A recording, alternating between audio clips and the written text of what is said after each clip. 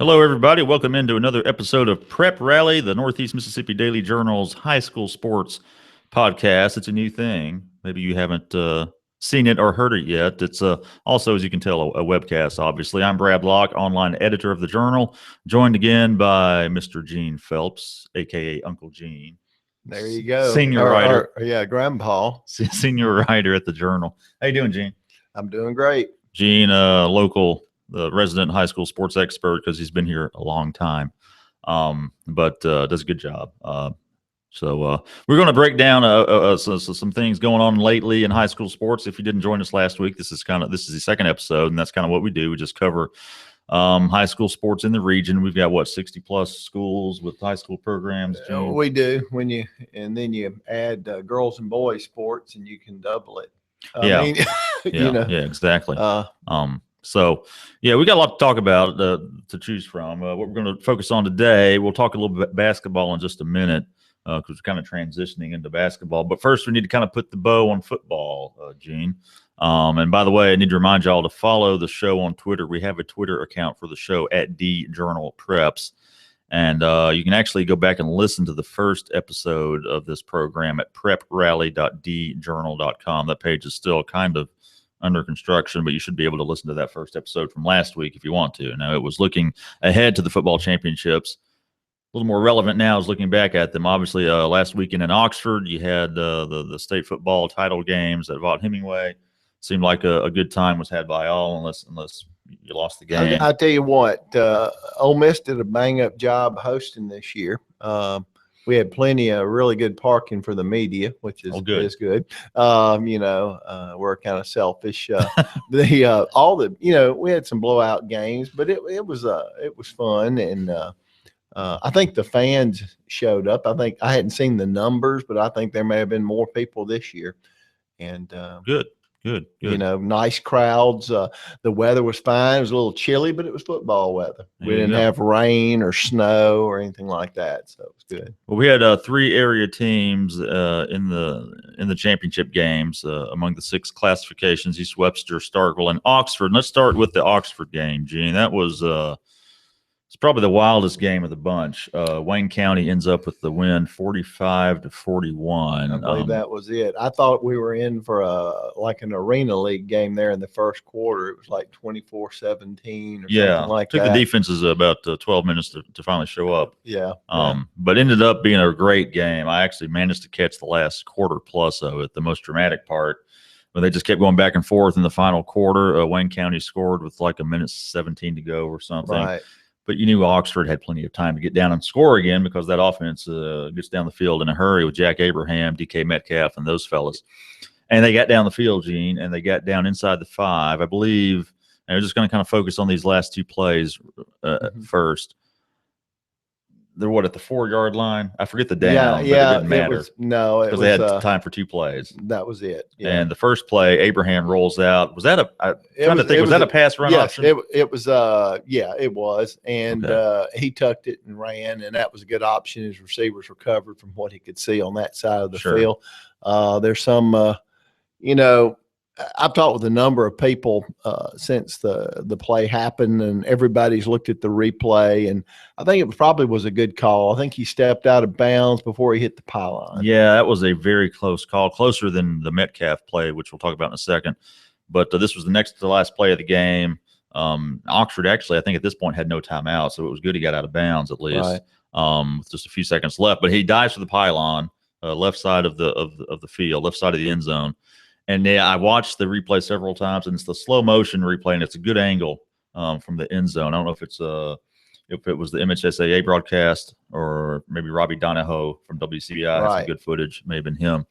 But anyway, looked like just a millisecond before he hit and he did hit the pylon with the ball. He did, which would have been a touchdown if he was inbounds. But it looked like just before that happened, his left foot just dragged onto the white of the I talked with a coach last night at a basketball game, and a lot of coaches showed up. That's how they were all over the place. And this coach was standing in the end zone, and he said, right where it happened, and he said his foot hit the white. His toe did. And he said, I didn't know if he had done that before he hit the pylon or not, but he said he did. It definitely step out of bounds. But at regular speed, that looks like, it's almost like in baseball, you see a close play at first. Maybe the throw just beat the runner, but it looks like a tie. It probably looked just bang, bang that close. And for the ref to actually get the right call, I mean, maybe he got lucky, or maybe he was able to actually see. Maybe on those plays, and I haven't talked with any referees, and I don't even know what referee. I don't even know the alignments for a referee who would have made that call. But I would imagine on something like that, he was looking down at the ground too to see. He was watching that line, and that was a great call. That same referee made the call on the next play. The next one, which can be one that can be tricky to call, because when he falls to the ground, he reaches out. I believe he actually did break the plane with the ball, but his knees hit the ground first, and then he fell forward. DK Metcalf on the last play of the game, they pitched it. It was interesting formation. They started out in kind of a spread out formation, then they bunched it up and took a quick snap, and Abraham pitched it. Abraham with a broken collarbone at this point because of the previous play, pitches it to Metcalf. Your best athlete on the field. You give him the ball if you can. And it basically comes down to a one-on-one play. And I guess it was a cornerback, some kind of defensive back for Wayne County. I don't even remember his name. Made a great tackle, and Metcalf, when his knees hit the ground, then he falls forward. And I think that was another good call by the officials. I haven't seen a replay of that play that much. I've had some other people tell me that maybe if DK would have tried to go to the outside instead of trying to juke the guy, it just happened bang. But in that situation, I mean, he's a pretty good sized kid.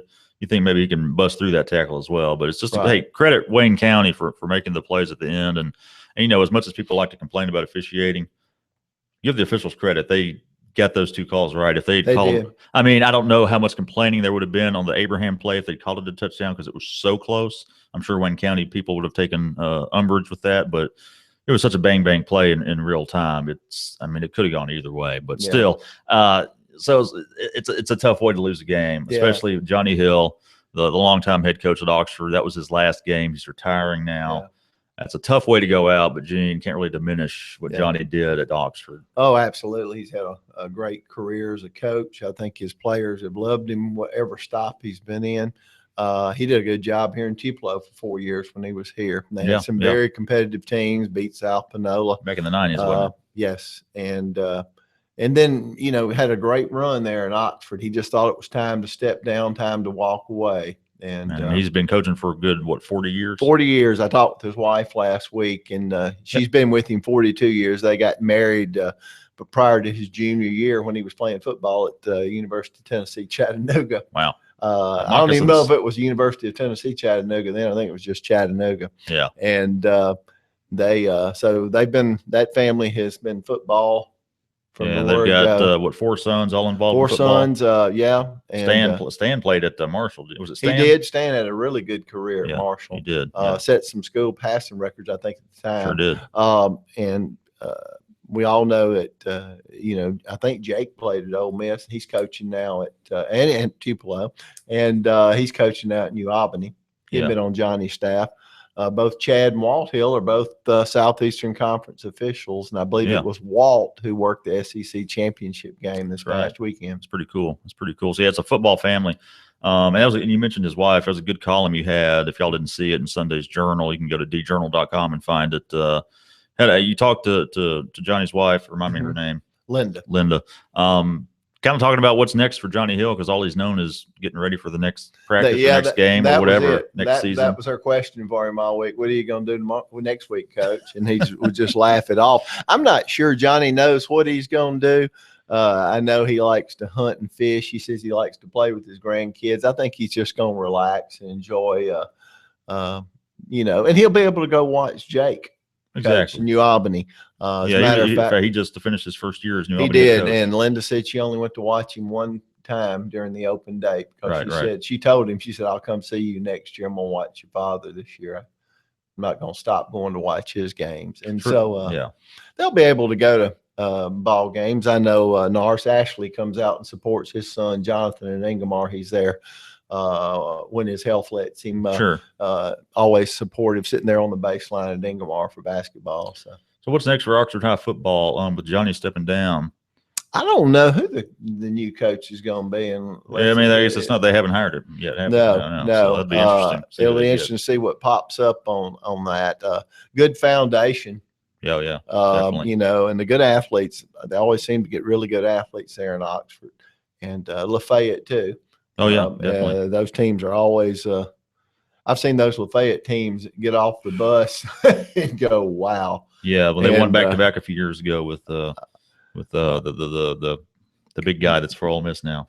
Yeah, the big guy, the big guy, the quarterback turn, tight end turn, now, well, tackle. You shouldn't have asked me. Well, yeah, I know. We'll call him Charlie Brown. Oh boy. Anyway, apologies. Yes, yeah, you know who we're talking about. Yeah. But it'll come to me after the show. But yeah, a lot of good athletes over there. Going to be interesting to see which way Oxford goes. But going to lose some guys. Jack Abraham going to Tulane. DK Metcalf, he's an Ole Miss commit, isn't he? Right. Right. And got some other guys that they're going to lose, but they managed to restock and reload pretty much every season. But Johnny Hill has been a mainstay there and in the Northeast Mississippi coaching community. So it's a big loss for wouldn't everybody. Surprise me if they went with a young coach. Yeah, probably so. I can see that. So anyway, let's move on from Oxford to let's talk about Starkville. They're the one area team that did win a state title, beating Petal. Yeah, it was Petal in the 6A title game. Ricky Woods, first year in Starkville, Gene, and he just does what he's always done. 8th state championship for him. He wins championships. That's all he knows how to do. He's very unassuming. He doesn't really like publicity. He's a tough interview. But he just wins games, and that's what he's hired to do. Of course, now he had a talented team. They lost some. Jamie Mitchell lost some really great players last year, but he had some great ones coming back. Of course, the receiver AJ Brown is big time talent. Yeah. Oh, he is, and it seems like it's Ole Miss, Mississippi State, and Alabama, the top three in the picture. He kind of cracked me up when I read Brandon Speck's story the other day. He says nobody believed in us. I went, really? I don't know about that. Yeah. Well, kids kind of. Somebody bought into that. That must have been Ricky's. That can be a motivating factor. All the haters. Nobody believes. Nobody thinks that Starkville can win with all these athletes and Ricky Woods. When Ricky got that job, I kind of thought, well, I imagine Starkville will win the championship this year. Yeah, that's what I imagine. He's got 8 championships. He's he had 4 at South Panola. Make sure I got this right. 2 at Ackerman before that. Right. And he won 1 in Tennessee recently. Yeah, he did. And then this one at Starkville makes 8. What's his secret, Gene? Because you look at him, he goes where they have good players. He looks like that helps. He looks like a history teacher, but one of the best football coaches in the history of this state, obviously. Yeah. Jeremy Liggins. Yeah, that's the guy's name. Sorry, I got off track. That's the kid I was talking about earlier. I think coaching plays a big part. I think athletes do too. He's been at some great places. I mean, it's hard not to win at South Panola. True. Lance Pogue has done good for himself. Ricky Woods won at Northwest Community College too, though. Which, by the way, Northwest just won the national championship. Yeah, congrats to them. Yeah, a couple of years after being 1-8. The Rangers are back. Yeah, they are. So Ricky Woods, he wins wherever he goes, and now he came into a good situation. Jamie Mitchell, because when I was covering high school, the high school beat here for the Journal, I did that from basically 05 to 08. Starkville football at the time was just, they were okay. That they were not a state title contender. Jamie Mitchell changed that. He came in there and they won state in 2012. Yeah. And so, Ricky, like you said, he came where the good players were and where a good program was, but you still got to win the games. Oh, absolutely, because he's playing in a division or a part of the state where you had to play Madison Central, you had to play South Panola. It's tough. I mean, it's not an easy road. No, never. Not at all. Not even for South Panola. No, they got knocked out this year. So anyway, that's I guess kind of the wrap up there for high school football. It's done for the season, Gene. Won't know what to do with my Friday nights. I know what I'll do. I'll be in a gym. Yeah, that's where you'll be. Which brings us to basketball. By the way, you can get updates not only at djournal.com on the high school sports, but at our blog, high school sports blog, nemispreps.com. That's NEMISS preps.com. And the Twitter is also at nemispreps, I believe. Okay. Brandon Speck and Gene and others often updating that site. So let's talk about some basketball, Gene. Had a couple of games last night. Let's talk about your game. You were at Belmont New Site Girls. Yeah. And those two teams always have good product on the court. Yeah, these are two traditionally good girls programs. And they've both won their share of state championships recently. They may not be as talented this year as they have been in the past. They're still both well coached.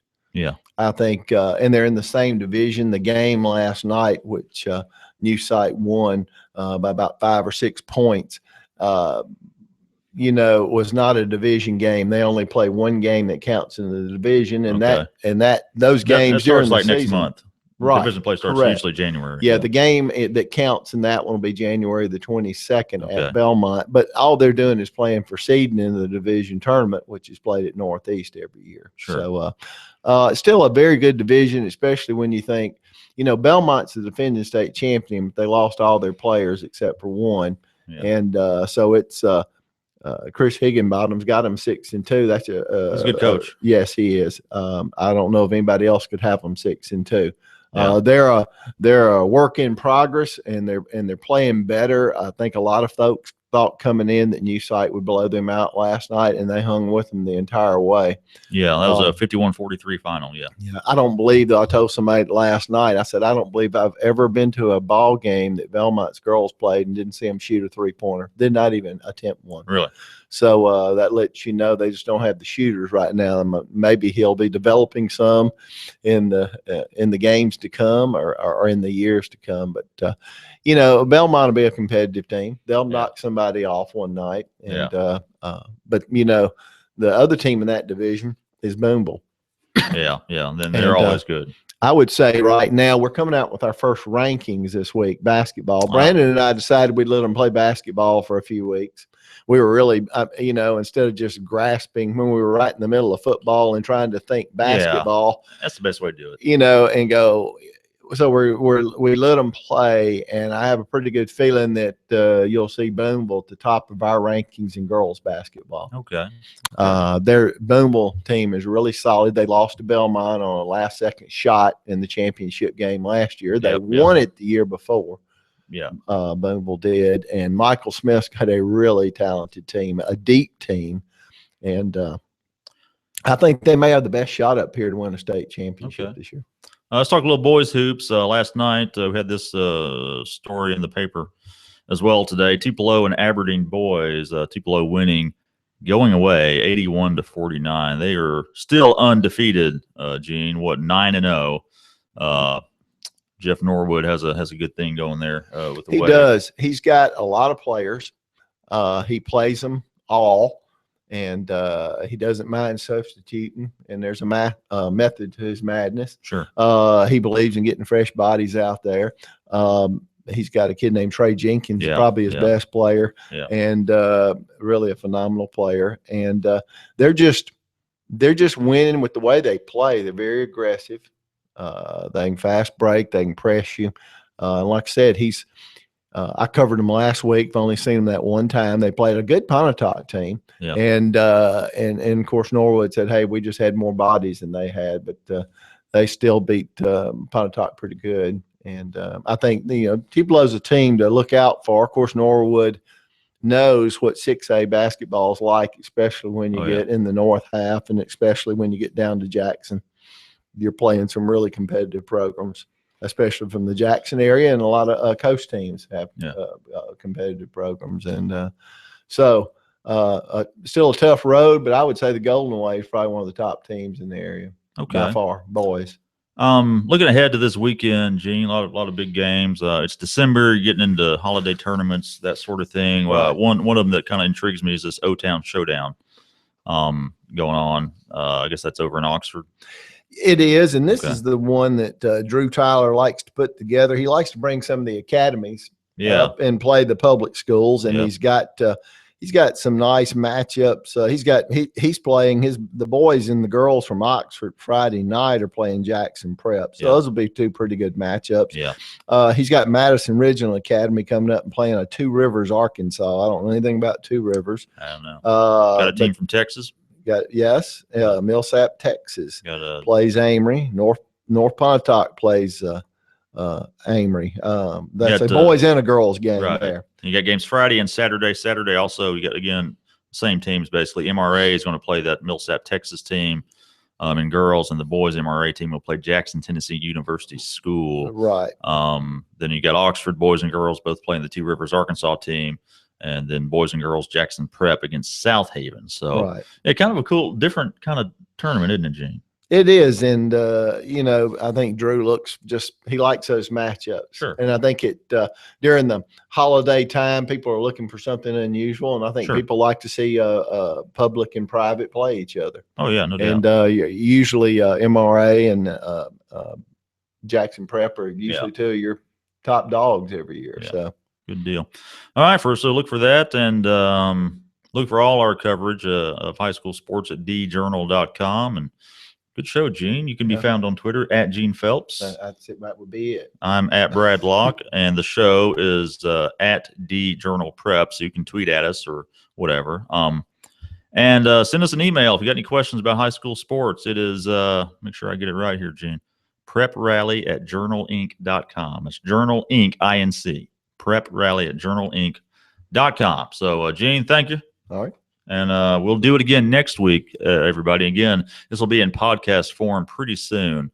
If you missed any of the show, any of the webcast here today, hey, it's a Google Hangouts. You can just watch the replay. It'll be up here on djournal.com for a while, and then we'll move it at some point into the sports section of the website. But you'll be able to find it. Not too difficult. I would like to say that Biggersville's got a big Christmas classic. Oh yeah, they do. Saturday. Forgot about that. Start at 8:30 in the morning.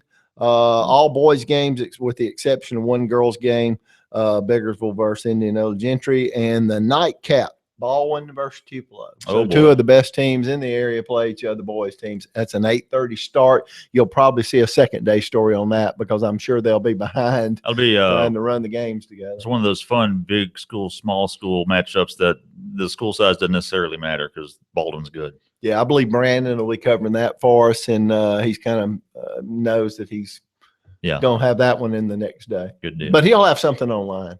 Okay, good deal. All right, Gene, thank you. Thank you. Thank you all for watching. Catch you next time.